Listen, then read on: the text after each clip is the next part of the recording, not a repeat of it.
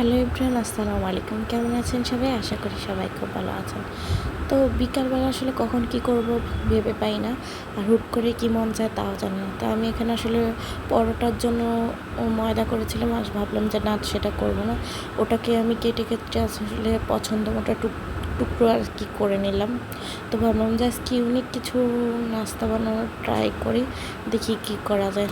তো যে বাবা সেই কাজ, আমি নিমকির মতো করে কেটে নিয়েছি আর কি পরোটাগুলোকে।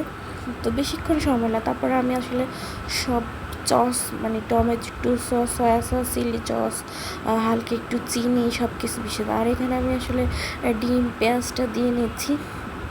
ভাবলাম যে পাস্তার মতো করে আসলে করব।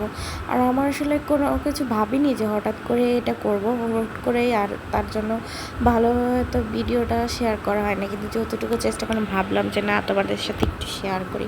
কারণ বিকালবেলা না আমাদের সবারই মাঝে মাঝে বিরক্ত লাগে যে কিছু নাস্তা তৈরি করতে। আর মন ভালো থাকলে হয়তো সেটা কোনো ব্যাপার না, কিন্তু যখন মন খারাপ থাকে তখন আসলে, বা শরীর খারাপ থাকে তখন আসলে কোনো কিছুই ভালো লাগে না। তখন শর্টকাট ঝটপট কিছু করে, আমার মনে হয় এটা 2 মিনিটে বা 3 মিনিটের মধ্যেই হয়ে যাবে, আর যে কেউ পছন্দ করবে।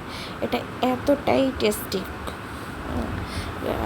মানে আমার নিজের একা মতামত না, আমার ফ্যামিলিগত মতামতের কারণে বললাম যে যে কেউ অবশ্যই এই রেসিপিটা ট্রাই করে দেখবে যে কতটা মজা লাগছে। আর অল্প একটুতেই কিন্তু আসলে আমাদের পেটটা ভরে যাবে। আর বাচ্চারা, অনেক বাচ্চারাই আছে যারা খাবার খেতে চায় না, তাদের জন্য বলবো কি যে খুব সহজে আসলে এই রেসিপিটা যদি করে দেওয়া হয়, তাহলে বাচ্চাদের পেটও ভরবে আর ওরা পছন্দ করবে।